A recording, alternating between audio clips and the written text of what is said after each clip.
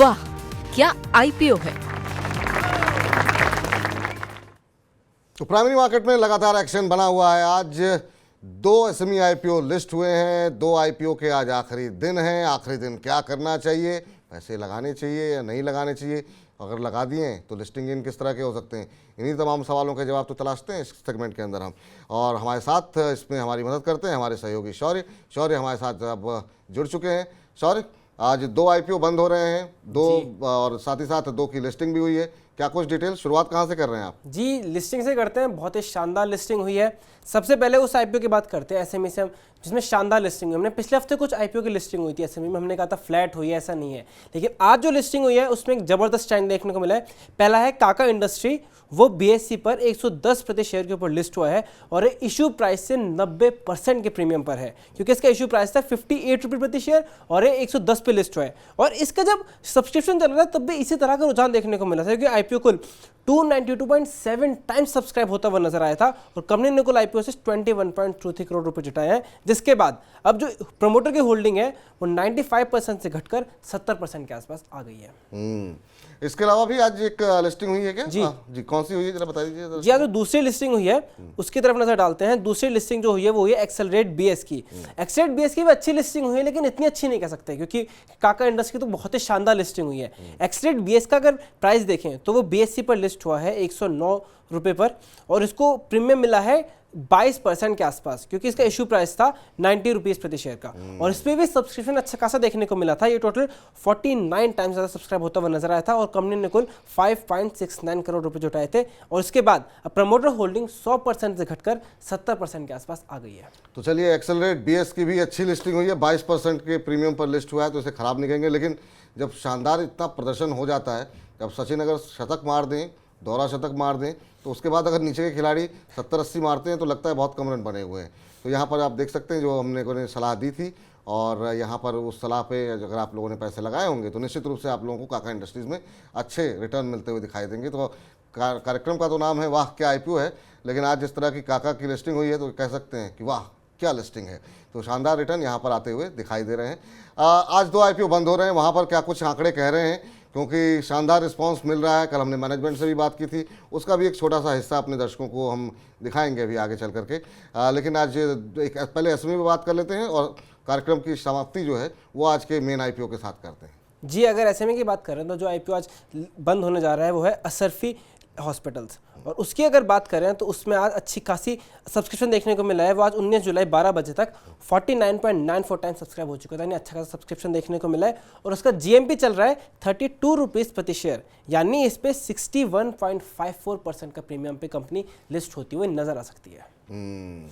तो यहाँ पर शानदार सब्सक्रिप्शन के आंकड़े देखने को मिल रहे हैं और कंपनी करीब 27 करोड़ रुपए जुटाने की योजना है और अच्छा खासा सब्सक्रिप्शन के आंकड़े, ग्रे मार्केट प्रीमियम भी यहाँ पर अच्छा देखने को मिल रहा है। और असरफी हॉस्पिटल पर ब्रोकर्स क्या कुछ कह रहे हैं, तो यहाँ पर दिलीप दावड़ा का मानना ये है कि इसमें अप्लाई किया जा सकता है। कल भी इस पर हमने बातचीत की थी और हमारे साथ मौजूद थे अरुण मंत्री जी, माफ कीजिएगा परसों शायद बात की थी, और उनका मानना ये था कि असरफी हॉस्पिटल जो है वो उनको अच्छा लग रहा था और उन्होंने भी ये सलाह दी थी कि यहाँ पर लिस्टिंग गेन के लिए और लॉन्ग टर्म के लिए दोनों के लिए अप्लाई किया जा सकता है, दोनों के लिए निवेश किया जा सकता है।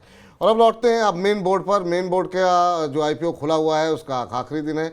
बताइए क्या कुछ आंकड़े कह रहे हैं। कल भी हमने देखा काफ़ी शानदार यहाँ पर रिटर्न भी माफ़ कीजिएगा, काफ़ी शानदार सब्सक्रिप्शन के आंकड़े देखने को मिले थे। अभी क्या कुछ कह रहे हैं आंकड़े? जी, अगर अभी की बात करें तो आज 12 बजे तक ये लगभग 18 गुना से ज़्यादा सब्सक्राइब हो चुका था, यानी अच्छा खासा सब्सक्रिप्शन देखने को मिल रहा है। और उसका जीएमपी अभी बहुत ज़बरदस्त चल रहा है, 365 रुपीज़ प्रति शेयर का जीएमपी चल रहा है, जिसका मतलब अगर ये लिस्ट हुआ इस जीएमपी के पे तो फिर 73% का प्रीमियम यहाँ पे भी हमें नेटवेब की टेक्नोलॉजीज में देखने को मिल सकता है।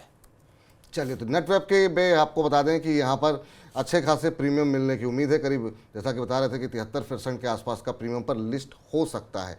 ये ग्रे मार्केट प्रीमियम के आधार पर अंदाज़ा लगाया जा रहा है, लेकिन मैनेजमेंट कुछ क्या कुछ कह रही है। कल हमने बातचीत की थी तो उसका एक छोटा सा हिस्सा आपको सुनाते हैं। छोटी सी टिप्पणी, चूंकि जी एक छोटी सी टिप्पणी लेना चाहेंगे। आपने बहुत डिटेल में बहुत अच्छे से बताया जो भी डाउट थे। एक्विजिशन आप कह रहे हैं कि जो रकम आएगी उससे आप एक्विजिशन भी करेंगे। ये एक्विजिशन किस क्षेत्र में होगा और इसका क्या फ़ायदा होगा? कोई कंपनियां कुछ कंपनियां क्या आपने आइडेंटिफाई की हुई हैं, किस लेवल पे बातचीत चल रही है, क्या साइज़ होगा, उसके बारे में कुछ छोटी सी जानकारी अगर आप दे पाएँ तो। हाँ, आपको एक बार बता दें, देखिए बेसिकली क्या है कि जो नए एरियाज में जा रहे हैं, एक तो नेटवर्किंग स्विच इंडिया में बनाएंगे। आपको पता है नेटवर्किंग स्विचेस अब इंडिया में बनाने वाली कंपनियां बहुत कम है, और सिक्योरिटी के लिहाज से नेटवर्किंग बहुत जरूरी है। दूसरा, हम पूरा 5G O-RAN make in India stack पूरा बना रहे हैं, क्योंकि हम दोनों PLI हमारे पास है, IT हार्डवेयर PLI भी है जी। और टेलीकॉम और नेटवर्किंग PLI भी है। तो बेसिकली देखिए, एक्विजिशन का प्लान में अभी कुछ आइडेंटिफाइड नहीं है, लेकिन अगर कोई हमारे को कंपनी मिलती है, जो कि अभी तक सब कुछ हम लोग करते आए हैं, लेकिन हमारे को अगर कोई किसी सेक्टर में कंपनी मिलती है तो उसको एक्वायर करने में भी हमारे को कोई परेशानी नहीं। तो ये संजय लोढ़ा जी थे, जो कि जिनसे हमने कल बातचीत की थी, तो उनकी बातचीत का एक हिस्सा आपने आपको सुनाया।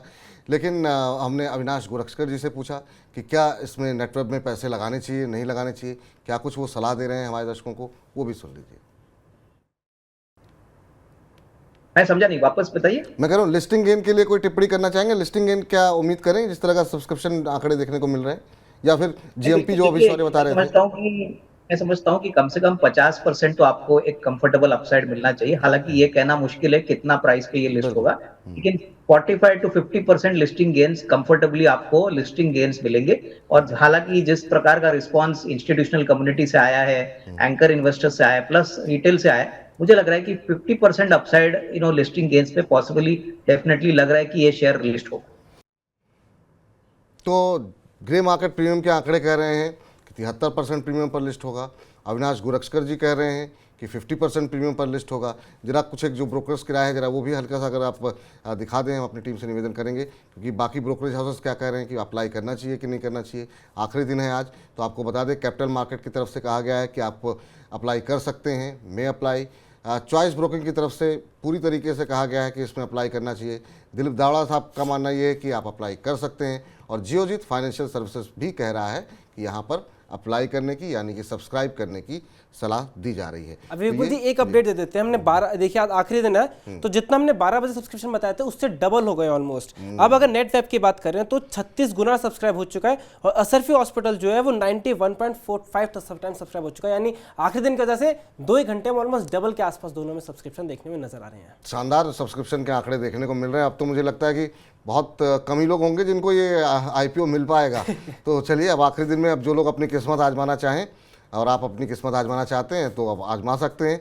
लेकिन अब जब चूंकि 36 गुना सब्सक्राइब हो चुका है, तो चांसेस थोड़े से कम हो गए हैं कि सबको जो है शेयर अलॉट हो पाए।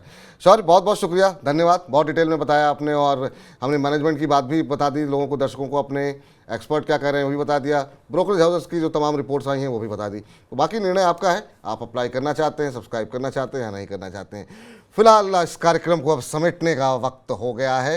हेलो मनी 9 में फिलहाल इतना ही, लेकिन आप लगातार मनी 9 के साथ बने रहिए, और जिन दर्शकों के प्रश्न नहीं ले पाए हैं, पूरा प्रयास रहेगा कि कल 1 से 2 में अवश्य उनके प्रश्नों के उत्तर दिए जाएं। फिलहाल मुझे इजाज़त दीजिए, मनी 9 के साथ बने रहिए, नमस्कार। वाह, क्या IPO है।